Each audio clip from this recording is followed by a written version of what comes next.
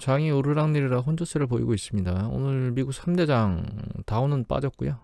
S&P 500 지수는 간신히 걸렸고, 오늘 하루 차트 보면 다우 지수는 초반부터 내려오기 그냥 흘러내렸고, S&P 500 지수는 횡보장인데 결과적으로 이제 최저가에서 끝났고, 나스닥은 그나마 이제 급등세가 세서 장 중반에 흐를 때는 이제 상승 강도를 좀 빼먹으면서 끝났거든요.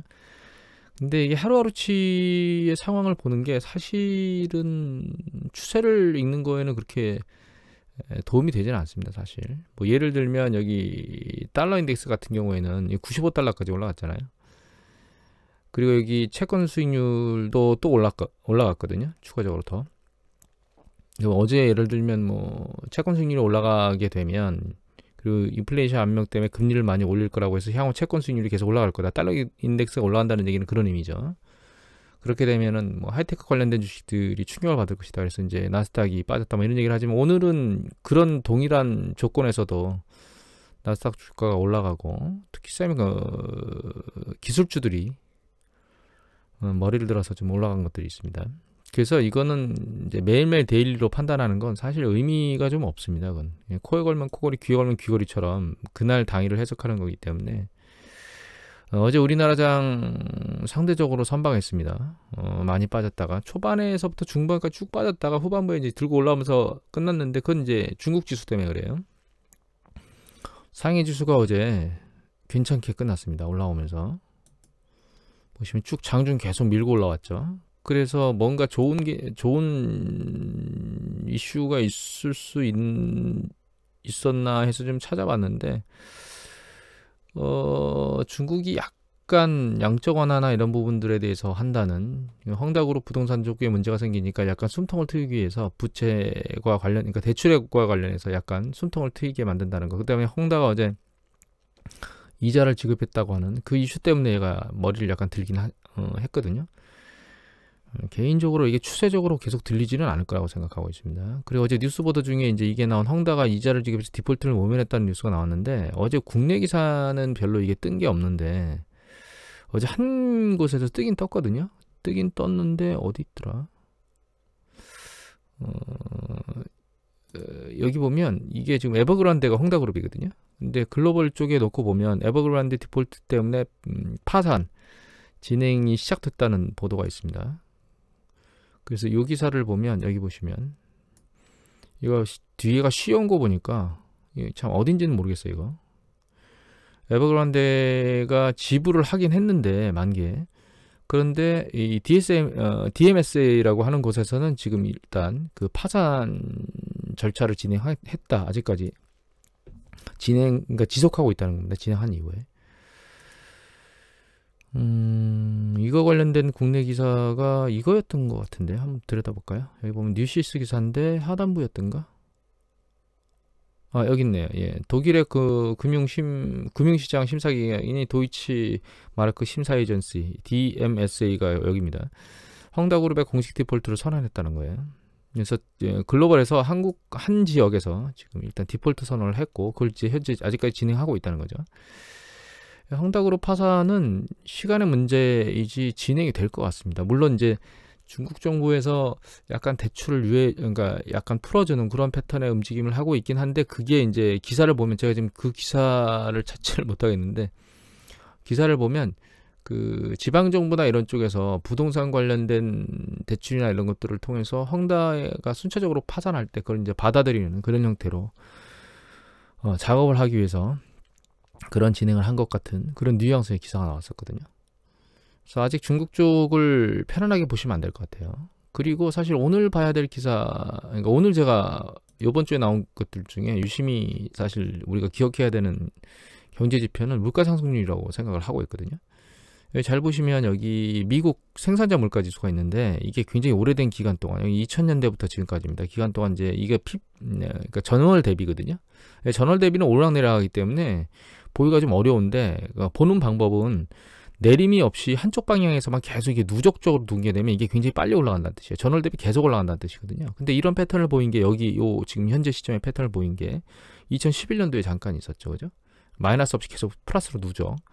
그 이전에는 특별히 이렇게 굉장히 긴 기간 동안, 이게 지금 몇 달 동안이냐면 여기니까 이게 잠깐만요. 2020년 6월이거든요. 그러니까 작년 7월 이후에 계속 PPI가 플러스 쪽으로만 움직였어요. 누적적으로. 이런 패턴을 보인 적이 없습니다. 그만큼 물가 상승 압력이 세다는 거고요. 이거는 코어 PPI거든요. 핵심 생산자 물가 지수인데, 핵심 생산자 물가 지수를 보면 과거 추세, 이것도 2000년 이후인데 가장 심각합니다, 지금. 그리고 이게 실제로 물가에 반영돼서 미국의 소비자 물가 지수가 높아졌죠. 이것도 장기적으로 우리가 당겨보면 이것도 2000년대부터 계속이거든요. 최근 시점 보시면 이게 작년에 코로나 팬데믹 난리로 6월 지난 7월 이후부터 지금 CPI 물가 지수가 계속 누적적으로 올라가만 가고 있죠. 이런 패턴을 보인 적이 없습니다, 과거에. 이것도 코어 CPI인데, 코어 소비자 물가 지수죠. 지금 뭐 패턴 움직임이 얘는 거의 이런 움직임들을 보이고 있지만 이렇게 급등세, 상승 강도가 굉장히 센 패턴을 보인 적이 없어요. 이게 미국 쪽만 그런 게 아닙니다. 지금 여기 보시면 중국이거든요. 중국 같은 경우는 CPI는 지금 낮은 수준을 유지하고 있지만 소비자 물가 상승 전년 동기 대비 증감률은, 이 생산자 물가 지수는 여기 과거 한참 경제적으로 팽창할 때, 원자재 걸 잔뜩 끌어다가 전 세계에서 쓸 때, 그래서 원자재 가격을 막 급등시키고 만들 때보다도 훨씬 더 높아요. 상단을 좀 뚫고 올라간 상황이고, 이 누적적으로 계속 증가하고 있습니다. 그리고 유럽, 독일 쪽도 마찬가지로 여기 보시는 방법을 말씀드렸죠. 아래로 마이너스 없이 이렇게 플러스로 누적적으로 계속 전월 대비가 올라간다는 얘기는 강도가 계속 세게 움직이고 있다는 뜻입니다. 그리고 마지막으로 일본이 나왔는데, 일본이 이거거든요. 일본 이제 PPI, 이것도 생산자 물가 지수인데, 이것도 글로벌 금융위기 때 이렇게 올라간 이후에는 이렇게 강도가 세게 올라간 적이 별로 없습니다. 지금 이거는 이제 경기 확장 국면이 계속 진행됐기 때문에 진행된 거고, 지금 경기 확장 국면 초입이잖아요. 초입인데 이 초입에 이런 패턴이고, 후반부에 그 경기 확장 후반부 이렇게 뜨거워질 때가 통상적으로 존재하는데, 지금은 뭐 경기 확장 후반부에 존재하는 것처럼 그렇게 움직이고 있다는 뜻입니다. 그래서 결과적으로는 이런 상황을 해결하려면 금리를 올리는 수밖에 없습니다. 금리. 그러니까 금리 인상이 현재 주식시장을 흔들리게 만드는 가장 주된 요인이거든요. 사실은 중앙은행의 추구 전략이. 그런 문제가 지금 해결이 안 되고 있고, 그걸 해결을 하려면 금리를 올려라 이렇게 얘기가 계속 나오고 있는데, 연준은 버팅기고 있는 겁니다. 언제까지 버팅기지를 아마 한두 달 더 지켜보고 내년 초반 되면 그때 어떻게 하겠다라고 하는 액션이 나오겠지만, 이 강도가 꺼지지 않으면 어떤 전문가가 얘기한 것처럼 내년 상반기에 그 테이퍼링이 다 끝나고 곧 추구 전략, 그 기준금리를 인상하는 쪽이 나올 수도 있다, 이런 생각들은 좀 하셔야 될 것 같아요.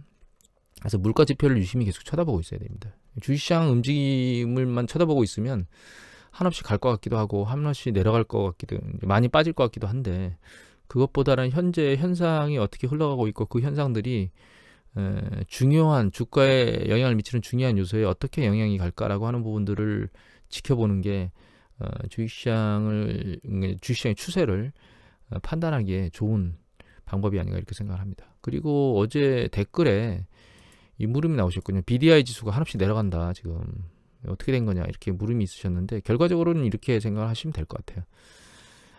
이게 계속 BDI 지수가 올라왔잖아요. 그리고 이거는 컨테이너 지수입니다. 이거는 프레이터스 데이터라고 하는 사이트에, 이거는 한국 관세물류협회 사이트에 나오는 내용인데, 이게 BDI 지수입니다. 계속 내려오고 있죠. 이거는 컨테이너 지수의 누계예요. 그래서 뭐 여기 보시면 이쪽은 이제 태평양 노선 쪽에 이 운임 쪽이고, 이거는 스웨즈 운하 쪽 지나가는 운임 쪽이고, 이거는 대서양 쪽 운임 쪽이거든요. 근데 결과적으로는 계속 치봤던 강도가 멈추고 있습니다. 컨테이너 지수도 운임 지수가 올라가다가 더 이상 추가적으로 오르지를 못하고 있다는 거죠. 근데 BDI 지수는 오르지 못하는 게 아니고 아예 급속히 내려왔다는 얘기는, 우리가 서플라이 체인 문제나 공급망 문제 때문에 계속 그 배를 수소문에서 실어 나르는데 문제가 있었다는 거죠. 그래서 그 운임이 천장부지로 치켜 올라갔는데, 이게 운임이 이렇게 빠르게 꺼졌다는 얘기는, 일단 건화물 관련된 부분 쪽에 소통은 두 가지 중에 하나입니다. 그러니까 우리가 수급이 균형을 맞으면서 적당히 움직이면 되는데, 단박에 수요가 쭉 올라가니까 공급 측면에서 공급을 대주더라도 그 단가를 올리면서 공급을 대줄 수 있겠죠. 배를 선적할 수 있도록 해줄 수 있겠죠. 이제 그런 부분에 대한 그 수급에 대한 싸움, 운임에 대한 싸움에서 공급 쪽이 뒤로 물러나고 있다는 뜻입니다. 그러니까 문제가 해결되고 있다라고 하는 쪽으로 보는 거죠. 아직 컨테이너 지수 꺼지지는 않은 상태로 움직이고 있기 때문에 얘는 그 건화물만큼 그렇게 그 공급 쪽이 후퇴한 건 아닌데, 공급 쪽에서 강력하게 운임을 올리지 못한다는 뜻은 일정 부분 지금 현 상황에서 균형점이 맞아가고 있다는 뜻이거든요. 근데 이 부분 좀 추가적으로 계속 해소가 되게 되면 얘도 추세적으로 이제 밑으로 내려올 가능성이 높아지고 있다는 뜻이다. 그래서 예전에 제가 HMM이나 페노션이나 이런 얘기들 많이 드렸잖아요. 얘네들이 운임이 올라가고 이런 것들 때문에 주가가 계속 그 빠른 속도로 밀려 올라왔었는데, 이게 추세적이지 않을 거란 말씀을 드렸는데 좀 깨지는 방향이 계속 세게 깨지고 있습니다. 이거 HMM이고 반토막 났거든요. 그리고 페노션입니다. 이거는 페노션이고 이것도 뭐 한 40% 가까이 빠졌는데, 얘가 추세적으로 머리를 들 수 있겠느냐에 대한 부분은 반등은 할 수 있지만 기술적으로 추세적으로 반등은 하기가 어려울 것 같다고 저는 생각을 하고 있어서, 이쪽 지역은 제가 예전에 투자를 하지 않으셨으면 하는 얘기를 드린 적이 있는데 지금도 마찬가지입니다. 의견은. 그 다음에 이거하고 관련된 유형이 이제 조선업인데, 이거 한국조선해양이거든요. 계속 수주나 이런 쪽에서 긍정적인 이슈가 나오고 있긴 하지만 정점 이후에 이게 패턴을 뒤집는데 어려움을 계속 겪고 있고, 이미 이제 세 개 다 모두 다 이미 역배열로 완전히 들어서서 이동평균선이 역배열로 들어서서 밑으로 꺼지고 있는 상황이기 때문에, 이게 단기간에 이 역배열을 흔들고 다시 추세를 밀어올리면서 정배열로 가기에는 어렵다. 그래서 얘는 많이 빠졌지만 얘네들 3대 주식들은 접근하지 않아야 될 주식으로 보고 있습니다, 개인적으로. 그리고 조선업 수주들이 상당히 많이 나왔음에도 불구하고 지금 이렇게 패턴이 움직인다는 얘기는, 이게 뭐 추가적인 조선업 수주가 나온다고 해서 얘가 움직일까요? 그런 생각을 해보면 제 생각에는 좀 지난 다음에 들여다봐야 될 주식들이 아닌가, 그렇게 생각을 합니다. 그리고 이거는 한경글로벌마켓의 강현현 기자께서 11월 10일 올린 건데요. 디즈니 플러스 우리나라 국내에 상륙해서 뭐 주식시장이나 이런 것들에 대한 관심이 있으실 수 있긴 한데, 여기 보면 구독자 증가세가 감소했답니다. 예전에 넷플릭스가 한참 날아가다가 구독자 증가세가 감소하면서 주가가 쭉 빠졌던 걸 기억해보시면, OTT 쪽에 이 디즈니 플러스 쪽의 주식시장을 유심히 들여다보고 있던 분들은 좀 조심하셔야 될 것 같아요. 그리고 테슬라가 난리죠. 테슬라 주식을 막 1조 원대를 매도했다고 난리예요. 참 특이한 사람입니다. 팔까 말까를 물어보고 팔았다. 제 생각에는 이미 팔 생각이 있었는데 그냥 물어본 거예요. 개인적으로. 그나마 몰래 팔면 욕을 먹을까 봐 물어본 거 아닐까요? 그러니까 몰래 팔면 너 왜 대주주가 이거 팔았어? 이렇게 손가락질을 받을 수 있잖아요. 그런데 일단 물어봤는데 이게 찬성이 적게 나오고 반대가 많이 나왔다 하더라도, 내가 보유세를 내려면 어쩔 수 없이 팔을 수밖에 없었다. 전환사채를 행사할 수밖에 없었다. 전환권은. 이렇게 아마 얘기를 했을 거고, 지금은 아예 그런 변명을 댈 필요가 없죠. 왜냐하면 사람들이 팔라 그랬다. 그런 핑계거리를 만들기 위해서 투자자들한테 물어봤다고 저는 개인적으로 생각을 합니다. 이게 영민하다고 생각해야 될지 비열하다고 얘기를 해야 될지, 굉장히 인성이 의심스러운 사람 중에 한 명입니다. 죄송스럽습니다. 여기까지 얘기하면 안 되는데. 그리고 테슬라 관련된 대항마 얘기들이 막 나오거든요. 이거 한경글로벌마켓에 테슬라 대항마 리비안에서 뭐 11월 10일 상장했는데 난리치고 있다, 이런 얘기가 나오고 있죠. 이게 리비안에서 만들어낸 전기차 트럭입니다. 아직 테슬라에서는 안 나오지 않았나요?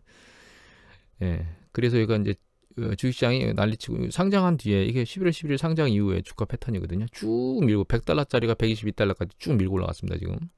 그 다음에 이거하고 또 예전에 말씀드린 루시드가 있죠. 루시드 모터스, 이렇게 자동차 승용차 쪽에 인도 얘기가 있었죠. 그래서 주가가 쭉 튀었는데 이 루시드 주가는 지금 이렇게 움직이고 있습니다. 예, 급등했죠.